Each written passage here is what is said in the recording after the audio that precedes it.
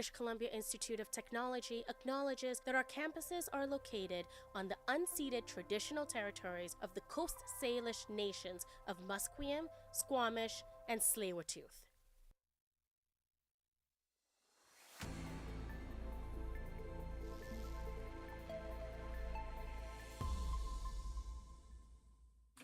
Good morning, Burnaby. For BCIT's The Crow, I'm Gabe Liesi.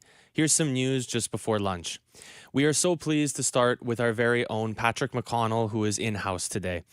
Pat, you're doing a story today about how the government is putting a cap on energy AI use while also wanting to increase AI business growth. What are these proposed restrictions? Yeah, so the proposed bill, it's called Bill 31, would limit the available AI use to 300 megawatts every 2 years. And a data center using AI 100 megawatts, so that will create quite a bit of competition between those companies.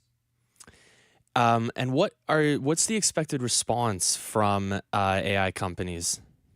Well, it's tech. They're famously probably going to try to innovate. We've already seen just in a week since this proposed bill has been announced, one company is converting Bitcoin mining operations, which also got recently banned by BC Hydro, into AI data centers to save on time and cost.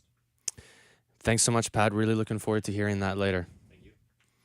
With Halloween just days away, one Canadian initiative is making sure every child can join in on the fun. Our very own reporter, Orchid Salang, has more on the national campaign to make trick-or-treating more inclusive. Halloween is one of the most exciting nights of the year for kids, but for many children with disabilities, it can be one of the most challenging. That's where Canadian organization Treat Accessibility comes in. The national campaign encourages families to make trick-or-treating inclusive by setting up ramps, clearing pathways, and creating accessible stations at the end of their driveways, so every child can take part in the fun. What started in one Ontario neighborhood in 2017 has now grown into a nationwide movement, with thousands of homes proudly displaying Treat Accessibility signs that show they're part of the initiative. It's a small change that makes a big difference, reminding Canadians that inclusion can start right at your front door. Orchid Salang, BCIT News. All three men involved in the 2022 shooting death of Vishal Walia at the University of British Columbia have been sentenced. Walia was gunned down at the University Golf Club on October 17, 2022. DeAndre Baptiste, Balraj Basra, and Iqbal Kang were all charged with first-degree murder 4 days later. Investigators say the three men were arrested that morning, less than an hour after police were called to the club on the University Endowment lands in Vancouver. Kang pleaded guilty to conspiracy to commit murder last month and was sentenced to 17 years in prison. Baptiste pleaded guilty to second-degree murder in May and sentenced to life in prison without the possibility of parole for 17 years. Basra was convicted of first-degree murder and arson last week and was sentenced today to life in prison without the possibility of parole for 25 years. The Bank of Canada is predicting steady but restrained growth over the next 2 years. It says exporters must continue to adapt to changing U.S. trade policy and a decline in population growth across Canada. Bank of Canada Governor Tiff Macklem is not predicting a recession. What we're not forecasting is, a sharp downdraft in the Canadian economy with a big rise in the unemployment rate, which is what is typical of recessions. But if you're just looking at sort of the quarterly growth profile, our own forecast is positive but very modest in the near term. The Bank of Canada cut its main interest rate by 0.25% today. It does not expect to cut it any further anytime soon. Ontario Premier Doug Ford says the U.S. ambassador to Canada should apologize to Ontario's representative in Washington. Pete Hoekstra allegedly shouted profanely at David Patterson. The outburst occurred over Ontario's anti-tariff ads that featured late U.S. President Ronald Reagan saying that tariffs are not a long-term solution. Today, Ford said he understands exchanges sometimes get heated, but an apology is needed. Pete, you got to call Dave up and apologize. It's simple. The cheese slipped off the cracker. I get it. You're ticked off. But call the guy up because you're a good guy, and Dave's my champion. U.S. President Donald Trump called off trade negotiations with Canada last week, citing the ads. The sun has poked its head out in Burnaby today. A mix of sun and clouds is expected over the weekend. I'm Gabe Liesi for BCIT's The Crow.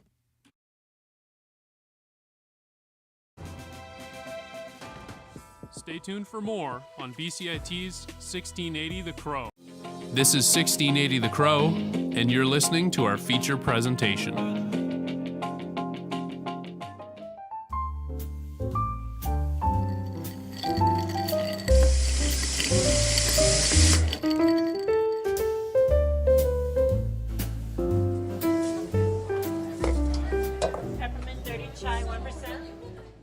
Have you ever been overwhelmed by the amount of fall stuff there are in stores as soon as August starts? I have. It's become overwhelmed with stuff in the stores, on the shelves, all fall products, including fall seasonal drinks, candles, blankets, you name it, and I want it.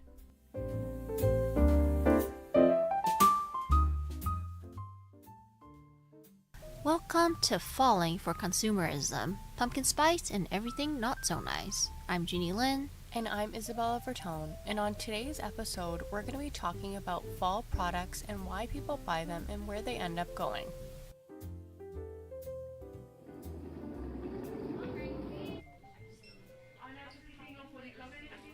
We're in a winter's location here in Metro Vancouver, and people are here shopping on a Tuesday afternoon. Fall is definitely on the shelves. Yeah, there are so many candles, blankets, and pumpkin-flavored food that is in everyone's baskets, and you can see everyone buying these seasonal products. Cashier number 1, please. To understand this obsession with fall shopping, we talked to Carla Dreyer, interior designer expert, about what it is about the season that makes it so popular. So I think almost people moving towards that, it's called the hygge sort of movement. I actually haven't heard of that. Yeah, like I think it's in Denmark or somewhere there. Like they call it hygge, where basically it's like everything is like about warmth. So it's like, it gets dark there, 3:00 or something, how it does here for a bit. And so it's about, how do we feel good during that time? And so I think there is something about like lighting the candles and having the nice throw and having the, pumpkin spice and all those things to make you feel warm and cozy and good. So I think it's in a way leaning towards the season and people try to make themselves kind of get through it in some ways, especially for Vancouver, I'm saying, because I know, we get so much rain and everything, right? Right. I think that's a really good take. I actually haven't heard that. And I think you're right, trying to use like that comfort aspect and, with all the marketing and social media, and people think, oh, I maybe I need this or maybe I need that. Yes. And Isabella, you're also a fan of the seasonal fall shopping, right? I am. I can't get enough of all the products that they release each year.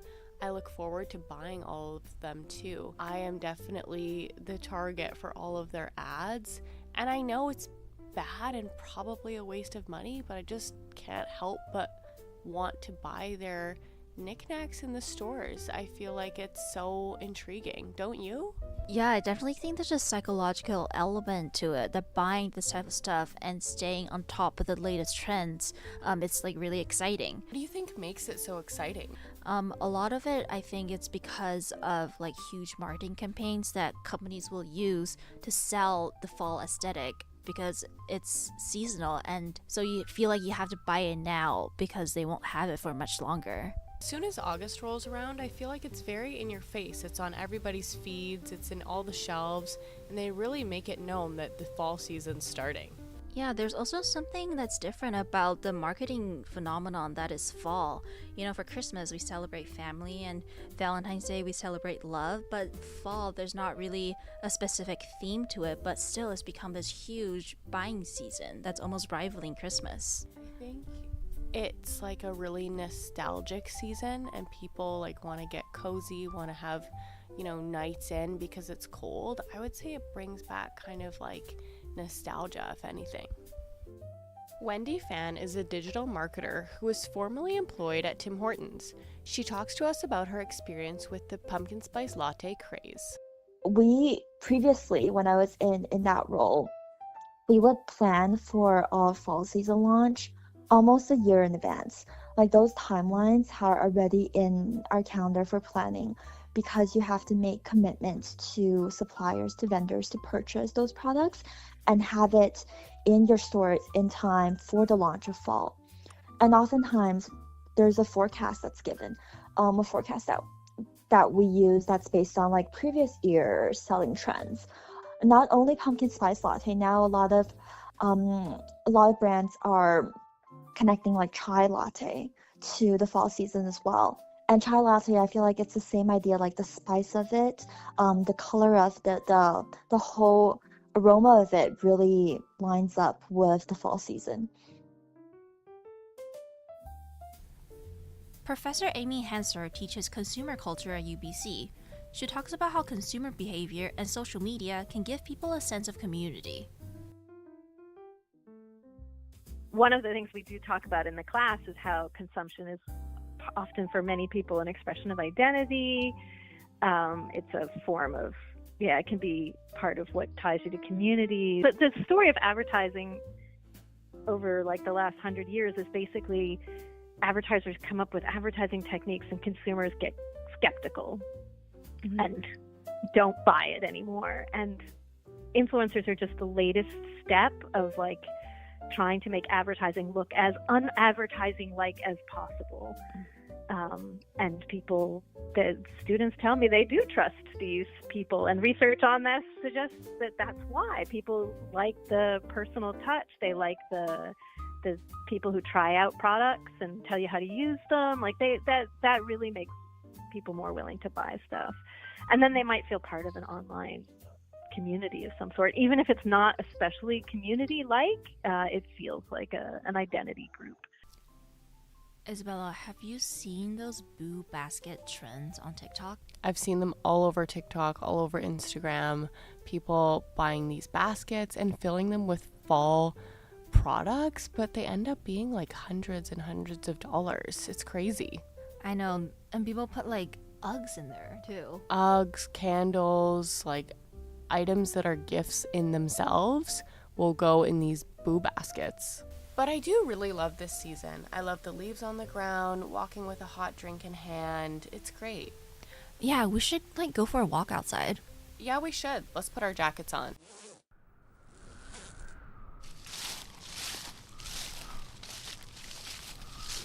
Wow, it's really nice out today. It really is.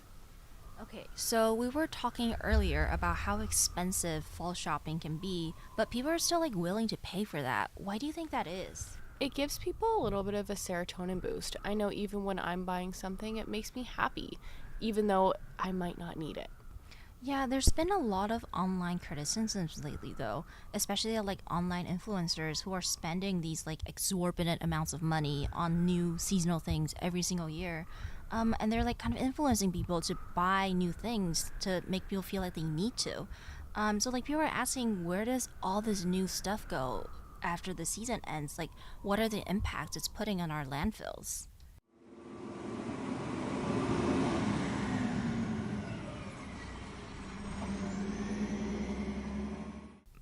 While overconsumption has been an increasing concern, there are many advocacy groups that are trying to combat the issue, such as the Buy Nothing Project. Mary Bennett is an admin of the Kitsilano No Buy group on Facebook. Myself, I've just started an exercise program where I need a lock, and I was about to go off to London Drugs to buy one, and I thought, well, who knows?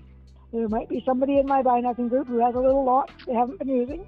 So I post it there first of all, and I do it. For me, I do it partly to save that one small item from the landfill, but also to model for other people. You know, this is what you can do. Yeah, and now I'm thinking more about my consumption habits. Mary also said that there are many other ways to consume, like even going to thrift stores and buying secondhand that could put less strain on our landfill. Yeah, and I think about all the retailers who have to throw out so much excess inventory every single year because they just produce way too much.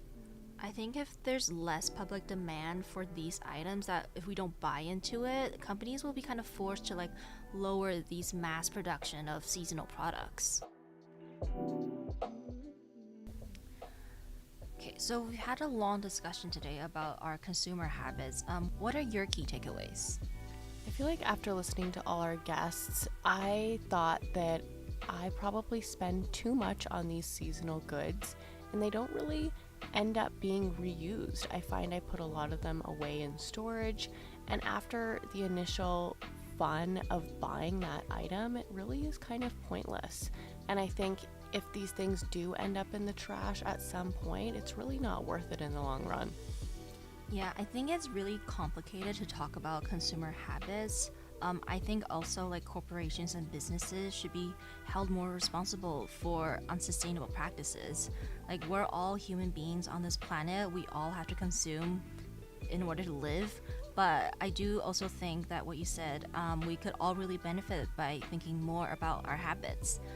Like, do we really need all this seasonal and holiday home goods every single year? And also, do we really want to buy it, or do we only want to buy it because of social media and influencers? There are a lot of other ways we can consume, like going to thrift stores or just going on Facebook and looking at no-buy groups, seeing what's there. So I think that just like awareness as well is important. Thanks for listening. My name is Isabella Vertone. And I'm Jeannie Lin. And that was Falling for Consumerism.